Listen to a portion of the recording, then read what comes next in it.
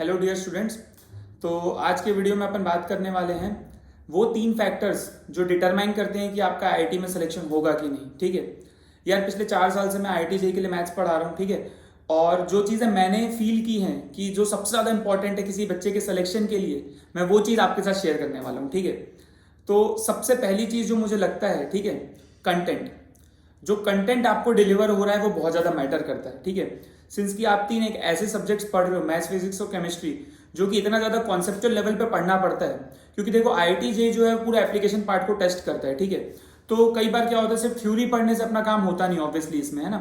हमें चीज़ों के एप्लीकेशन पार्ट पे जाना पड़ता है। आप किसी भी चैप्टर में अगर कोई कंसेप्ट पढ़ते हो तो उसके बेसिस पे आपको बहुत सारे क्वेश्चन सॉल्व करने पड़ते हैं। ठीक है, तो आपको क्या कंटेंट डिलीवर हो रहा है, आप जो कंटेंट पढ़ रहे हो बहुत ज्यादा मैटर करता है। ठीक है, अगर आपको जो थ्योरी डिलीवर हो रही है बहुत ज्यादा आसान है और आप बहुत खुशी खुशी उसको एक्सेप्ट करो, हाँ देखो ये फॉर्मूला ऐसे होता है, ये फॉर्मूला ऐसे होता है, तो वो सही नहीं है। आपको हर चीज का प्रूफ समझना पड़ेगा, आपको हर चीज का डेरिवेशन समझना पड़ेगा और उसका एप्लीकेशन पार्ट पे फोकस करना पड़ेगा। किसी भी चैप्टर में आपको बहुत सारे an number of question solve करने पड़ेंगे, तब जाके वो कंसेप्ट बहुत ज्यादा चीज समझ में आता है। फॉर एग्जाम्पल परम्यूटेशन कॉम्बिनेशन में आपको कोई फॉर्मूला बता दिया, ऐसे प्रूफ होता है इसका और ये ऐसे इसको अप्लाई करते हैं। अब जब तक आपको बता दिया गया कि वो ऐसे होता है, बट जब तक आप उस कॉन्सेप्ट पे 20, 30, 40 क्वेश्चन खुद से नहीं करोगे, तब तक वो आपका स्ट्रांग होगा नहीं एक्चुअली में। ठीक है, तो जो कंटेंट डिलीवर हो रहा है, जो क्वालिटी ऑफ क्वेश्चंस करते हो, वो बहुत ज्यादा मैटर करता है। सबसे पहली चीज ये है। ठीक है, क्योंकि देखो एडवांस लेवल पे चीजें इतनी ज्यादा कॉन्सेप्चुअल हो जाती है ना कि जो बच्चे बहुत ऊपर ऊपर से पढ़ते हैं वो तो वैसे ही बाहर हो जाते हैं।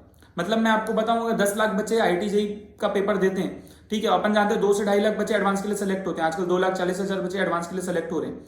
उसमें आपको एक चीज बताता हूँ कि उसमें से क्या बोलना चाहिए, 2.5 लाख बच्चे जो एडवांस के लिए सेलेक्ट होते हैं, उसमें से 1 लाख तो फॉर्म ही नहीं भरते एडवांस का। मतलब वो एलिजिबल है एडवांस देने के लिए, बट फॉर्म नहीं भरते क्योंकि उनको मालूम है कि उनके लेवल का नहीं है। क्योंकि वो अंदर से जानते हैं कि 2 साल मेरी तैयारी ऐसी रही नहीं है कि मैं एडवांस निकाल पाऊंगा, तो वो क्या करते हैं, फॉर्म ही नहीं भरते। एक तरीके से सही भी है, क्योंकि भाई आप खुद सोचो, जिसका जेईई मेन में 300 में से 70 नंबर आया है, 70 या 80 नंबर आया है, वो कहां से एडवांस देगा, उसका लेवल ही नहीं है एडवांस का, तो बच्चे फॉर्म ही नहीं भरते। समझ रहे हो। तो सबसे पहली चीज है आपको क्या कंटेंट डिलीवर हो रहा है। ऑब्वियसली दूसरी चीज आपकी मेहनत है। आप कितनी मेहनत कर रहे हो वो तो ऑब्वियसली उसी अल्टीमेट फैक्टर तो वही है। अगर आप डेली 10 से 12 घंटा मेहनत कर सकते हो, अगर आप सिटिंग कैपेसिटी है आप में, अगर आप डिस्ट्रैक्ट नहीं हो रहे हो, तो ही आप सेलेक्ट हो पाओगे। ऑब्वियसली अगर आप अपना डेली टारगेट सेट कर रहे हो कि आज मेरे को मैथ्स में इतना काम खत्म करना है, फिजिक्स में इतना खत्म करना है, केमिस्ट्री में इतना खत्म करना है, और अगर डेली आप अपने वो टारगेट्स अचीव करोगे, तो आपको एक सेंस ऑफ सेटिस्फैक्शन आएगा कि हाँ मैं जितना सोच रहा हूं मैं उतना कर पा रहा हूं, तो आपका सिलेक्शन होगा। अगर आप सोच रहे हो आज मेरे को 50 क्वेश्चन करने या मेरे को प्रॉब्लम शीट खत्म करनी है और आप वो नहीं कर पाए, तो आप रात को लेट तक जग के वो खत्म करो। आपको डेली अपना काम खत्म करना है। अगर आपके अंदर वो जुनून नहीं है, अगर वो पैशन नहीं है, आप उतना डेडिकेशन से काम नहीं कर पा रहे हो, तो बहुत ज्यादा मुश्किल है आपका सिलेक्शन। क्योंकि अल्टीमेटली देखो बहुत सारे बच्चे हैं कोटा में और इधर उधर जो भी कोचिंग में बहुत ज्यादा मेहनत कर रहे हैं, तो आप रेस में तभी होगे जब आप उनकी जितनी मेहनत कर रहे हो। ठीक है, तो अपनी मेहनत तो अल्टीमेट फैक्टर है जो ऑब्वियसली सिलेक्शन के लिए बहुत ज्यादा मैटर करता है। तीसरी चीज जो मुझे लगता है कि बहुत सारे लोग नेग्लेक्ट करते हैं वो है मेंटरशिप। एक बहुत अच्छा मेंटर आपका सिलेक्शन करवा सकता है। अगर मैं बात करूं किसी एवरेज बच्चे की, एवरेज बच्चा मैं उसको बोल रहा हूं जो बहुत इजीली डिस्ट्रैक्ट हो जाता है, मतलब जो जिसके अंदर पोटेंशियल है कि वो क्रैक कर सकता है, बट वो इजीली डिस्ट्रैक्ट हो जाता है सोशल मीडिया से, फ्रेंड्स में, यूट्यूब में, आजकल इंटरनेट सबके पास है, तो बहुत इजीली वो डिस्ट्रैक्ट हो जाता है ना। देखो बच्चा एवरेज या टॉपर नहीं होता है, बस फर्क क्या होता है दोनों में। एक टॉपर बच्चा डिस्ट्रैक्ट नहीं होता है, उसको 12 घंटा पढ़ना है तो 12 घंटा ईमानदारी से पढ़ेगा, एकदम बिना डिस्ट्रैक्शन के पढ़ेगा। एक एवरेज बच्चा मैं किसको बोल रहा हूँ, जो जिसके पास उतना दिमाग है, वो क्वेश्चंस कर सकता है, बट वो इजीली डिस्ट्रैक्ट हो जाता है। उसको मतलब ऐसा है कि थोड़ा भी कोई दोस्त का फोन आ गया या किसी के कोई बुला लिया तो वो चले जाएगा। मतलब वो अपने गोल में उतना फोकस नहीं, उसको उतना टारगेट जो है ना, उसको पता है कि मैं कोई अचीव करना है, बट वो उतना ज्यादा फोकस नहीं है उसके लिए कि हाँ मैं इसके लिए कुछ सेक्रीफाइसेस कर सकता हूँ। एवरेज और टॉपर में यही डिफरेंस है। ठीक है, तो एक अच्छा मेंटर क्या करेगा, एक अच्छा मेंटर एवरेज वाले को भी टॉपर के डायरेक्शन में लेके जाएगा कि हाँ भाई तू कर सकता है, तू करेगा। तो तीसरी चीज जो है, एक अच्छा मेंटर, उसको फॉलो करो, वो बहुत ज्यादा मैटर करेगा, वही सिलेक्शन करवा सकता है। मैं बता रहा हूं, देखो जो एकदम फोकस्ड है तो उसको तो किसी की जरूरत ही नहीं है, और ऐसे में कितने कमाए से 0.1% भी नहीं। मैं बता रहा हूं आपको, अगर 10 लाख बच्चे तैयारी कर रहे हैं उसमें 300-400 ऐसे होंगे जो एकदम फोकस्ड है कि हाँ भाई अपने को आईआईटी करना है, इसके बारे में हमको कुछ दिख नहीं रहा है। बाकी बच्चे क्या होगा, पढ़ना करना चाहते हैं बट वो डिस्ट्रैक्ट हो जाएंगे। मतलब हो सकता है वो कुछ भी, मतलब कोई फैमिली फंक्शन है तो वहां चले जाएंगे, बर्थडे उसके में चले जाएंगे, मतलब इजीली डिस्ट्रैक्ट हो जाएंगे। कोई दोस्त का फोन आ गया तो उससे फालतू की बातें कर लेंगे, वो चीज है। वो चीज गलत नहीं है, बट बात यह है कि अभी आईआईटी जेईई की तैयारी कर रहे हो तो अभी आपकी क्या प्रायोरिटी वो मैटर करती है ना यार। मतलब अगर आपका 4 महीने बाद पेपर है तो आप देखो ना कि अभी क्या प्रायोरिटी बेसिस पे, मैं बाकी चीजें तो मैं जेई के बाद भी कर सकता हूँ। तो ऑब्वियसली बात है, यहाँ क्या मैटर करता है, यहाँ पे आपका डेडिकेशन लेवल मैटर करता है, आपकी सिंसियरिटी मैटर करती है। और वो कहाँ से आएगी, वो कंसिस्टेंसी कहाँ से आएगी? अगर आप एक ऐसे मेंटर को फॉलो करते हो जो आपको बताएगा हर एक मोमेंट पे कि हाँ भाई अभी देख, अभी तू तैयारी कर, तो वो चीज बहुत ज्यादा मैटर करती है। तो तीन चीज मैं आपको बता रहा हूं, आप ध्यान रखो। कंटेंट स्ट्रांग होना चाहिए, हम जो कंटेंट पढ़ रहे हैं उसकी क्वालिटी अच्छी होनी चाहिए। मतलब ऐसा नहीं कि बहुत आसान आसान क्वेश्चन ही कर रहे हैं, अच्छे लेवल क्वेश्चन का लेवल अच्छा होना चाहिए, जिससे बहुत सारे कंसेप्ट अपने को सीखने को मिले। दूसरी चीज, हमारी मेहनत में कोई कमी नहीं रहनी चाहिए, उसमें तो कोई डाउट ही नहीं। आई थिंक तुम खुद ये चीज फील करते हो कि आप लोग जो तैयारी कर रहे हो, 10th से 11th का ट्रांजिशन एक बहुत बड़ा ट्रांजिशन होता है। बच्चे 11th में आके तो पहले तो सोचते हैं ये हो क्या रहा है, जब ट्रिग्नोमेट्री बेसिक मैथ्स पढ़ते हैं उनको लगता है क्या चल रहा है ना। तो ऑब्वियसली ट्रांजिशन बहुत ज्यादा, जो 10th से 11th का ट्रांजिशन है वो बहुत ज्यादा ड्रास्टिक होता है। तो उसमें अपने आप को देखना होता है कि हम कैसी तैयारी कर रहे हैं अभी, ठीक है। तो अपनी मेहनत बहुत ज्यादा मैटर करती है। और मेंटरशिप तो यार आप समझो कि कभी भी आप लो फील कर रहे हो, आप किससे बात करोगे? आप अपने ऑब्वियसली आप अपने पेरेंट्स से बात कर सकते हो, बट कई बार क्या होता है, हमारे पेरेंट्स इंजीनियरिंग बैकग्राउंड से नहीं होते हैं, तो टेक्निकली हमारी हेल्प नहीं कर पाते। नो डाउट मॉरली वो आपको सपोर्ट करेंगे, बट टेक्निकली वो नहीं बता पाएंगे कि ऐसा, मतलब मैक्सिमम केसेस में तो ऐसा ही होता है कि अगर आपके पेरेंट्स कॉमर्स बैकग्राउंड से या आपकी मम्मी हाउस वाइफ है, तो आपको मॉरली तो सपोर्ट करेगी, बट वो टेक्निकली नहीं बता पाएगी ना कि आप सब्जेक्ट को कैसे करो या क्या करो। तो यहाँ पे आपका मेंटर काम आएगा। आप अपने मेंटर से बात करोगे, वो आपको बताएगा नहीं भाई देख ऐसे ऐसे हो सकता है और तू कर सकता है, तो तू करेगा, ठीक है। तो ये चीज बहुत ज्यादा मैटर करती है, ठीक है। अच्छा, एक और इंपॉर्टेंट चीज जो मुझे आजकल लगता है, एक ऑनलाइन ऑफलाइन का बहुत ज्यादा आजकल चल रहा है कि ऑफलाइन पढ़े कि ऑनलाइन पढ़े। ऑब्वियसली बात है, देखो अब तो ऑब्वियसली थर्ड वेव चल रही है कोविड की, तो सब जो ऑफलाइन क्लासेस थी वो भी ऑनलाइन चल रही है फिलहाल तो, ठीक है। तो जो बच्चे ऑफलाइन में एडमिशन लिए तो वो भी अभी ऑनलाइन ही पढ़ रहे हैं, ठीक है, ऑब्वियसली थर्ड वेव के चलते हैं ना। तो ऑनलाइन में क्या है ना, बच्चों के पास इंटरनेट इतना इजिली अवेलेबल है ना, ठीक है। तो क्या है, आजकल मोबाइल लैपटॉप घर पे वाईफाई होता है सबके, तो क्या होता है, बच्चे कोई क्वेश्चन सॉल्व कर रहे हैं, मान लो आप कोई क्वेश्चन कर रहे हो, ठीक है। तो अब आपसे नहीं हो रहा, आपने 10 मिनट की, आपसे नहीं हिला क्वेश्चन, आपको चमका ही नहीं, क्या करना है, आप क्या करोगे, गूगल सर्च करोगे। आप गूगल सर्च करोगे, आपको सॉल्यूशन मिल जाएगा। आजकल तो क्या हजारों वेबसाइट है, ऐप है, वो सॉल्यूशन देंगे आपको, वीडियो सॉल्यूशन देंगे, रिटर्न सॉल्यूशन देंगे, सब कुछ देंगे, पीडीएफ बना के देंगे बाकायदा, है ना। आपने सॉल्यूशन देख लिया, आपको समझ में आ गया, हाँ देखो ऐसे ऐसे होता है, आप एकदम खुश हो गए, बहुत बढ़िया, मजा आ गया, एकदम दिख गया सॉल्यूशन, है ना। तो आप फिर क्या, अच्छा कई लोग तो सॉल्व भी नहीं करते, सॉल्यूशन देख लिया ऐसे ऐसे होगा, बस आगे बढ़ गए, सॉल्व भी नहीं किया उसको, खुद से पेन ही नहीं चलाया कि क्या आएगा, समझ दे आंसर देखा, हाँ ये कॉन्सेप्ट पता है मेरे को, पता है, आगे बढ़ गए। जिस मोमेंट पे आपने सॉल्यूशन देखा ना, आपने सॉल्यूशन देख लिया, बस अब वो आपको 6 महीने बाद आप करना वो क्वेश्चन आपसे नहीं हिलेगा, आपसे हिलेगा ही नहीं क्वेश्चन, क्योंकि आपको याद ही नहीं आएगा क्या करना है। क्यों? क्योंकि आपको खुद को स्ट्राइक नहीं हुआ था, आपने तो दूसरे का सॉल्यूशन देखा ना, तो आपको नहीं चमकेगा। तो जब आप सॉल्यूशन देखते हो ना, तो जो थॉट प्रोसेस हमारे माइंड में चलना था कि भाई ये क्वेश्चन ऐसे करना था, तो आपने वो थॉट प्रोसेस को किल कर दिया वहीं पे, अब वो नहीं होगा आपसे क्वेश्चन।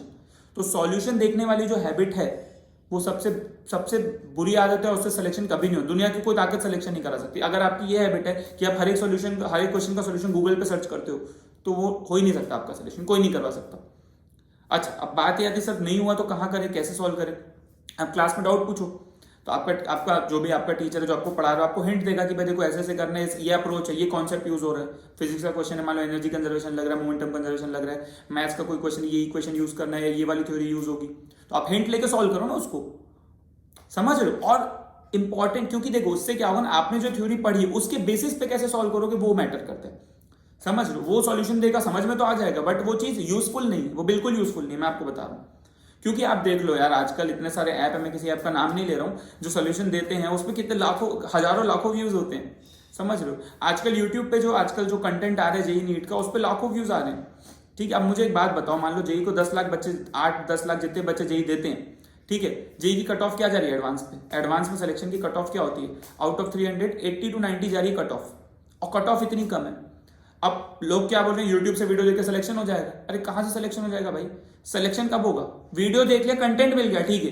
लेकिन जब तक अब मान लो कोई बच्चा बाइनोमियल थ्योरम पढ़ लिया, अब जब तक वो उसमें 200-300 क्वेश्चन नहीं करेगा ना, जब तक वो पूरा कोचिंग का मटेरियल सॉल्व नहीं करेगा, प्रीवियस ईयर क्वेश्चंस नहीं करेगा, डीपीपी नहीं करेगा, स्पेशल प्रॉब्लम्स नहीं करेगा, तब तक नहीं होगा सिलेक्शन। कहां से हो जाएगा, क्या यूट्यूब में वीडियो देख के सिलेक्शन हो जाता है क्या यार? तो क्या ये सब ना आजकल ब्रांडिंग चल रही है कि हाँ भाई ये वन शॉट देख लो, ये हो जाएगा, वो हो जाएगा। कंटेंट मिलने के लिए ठीक है, बट कंटेंट से कुछ नहीं होता ना, सिर्फ कंटेंट से कुछ नहीं होता। कंटेंट मिल गया, अब उसके बेसिस पे आप कितनी मेहनत करते हो। आप कोई चैप्टर पढ़ लिए तो उसके बेसिस पे आप 200-300 क्वेश्चन सॉल्व करोगे तो आपका सिलेक्शन होगा। अगर आपने परम्यूटेशन कॉम्बिनेशन पढ़ा है, कोऑर्डिनेट ज्योमेट्री पढ़ा है, तो उस पर आपको 300-400 क्वेश्चन करने पड़ेंगे उस ब्रांच में, तब जाके आपका सिलेक्शन होगा। क्या वीडियो देखने सिलेक्शन हो जाएगा क्या? आजकल तो क्या खुश हो रहे हैं कि मैं इस टीचर का वीडियो देख लिया। अरे भाई तुम किसी का वीडियो देख लो, नहीं होगा ऐसे सिलेक्शन। वीडियो देखने से नहीं होता, खुद से जब पेन चलाते हैं ना, खुद से जब पसीना बहाते हो, रूम में बैठते हो 10 घंटा अकेले, जब कॉन्सेप्ट के बारे में सोचते हो कि अच्छा ये चीज ऐसे आती है, ये चीज ऐसे आती है, जब खुद का दिमाग चलता है तो सिलेक्शन होता है। क्या IIT मजाक थोड़ी है। तो आजकल क्या एक नया चल रहा है कि हाँ मैं इसका कोर्स ले लूंगा हो जाएगा मेरा। ऐसे नहीं होता भाई सिलेक्शन, तुमको गलत बताया जा रहा है। अगर कोई ऐसा बोल रहा है तो मेरा कोर्स ज्वाइन कर लो, सिलेक्शन करा दूंगा। अरे भैया तुम बताओ सिलेक्शन कैसे होता है, कि इतना पढ़ना है, इतना क्वेश्चन करना है, उसके बाद इतना आपको इतनी कंसिस्टेंसी रहनी चाहिए तो सिलेक्शन होगा।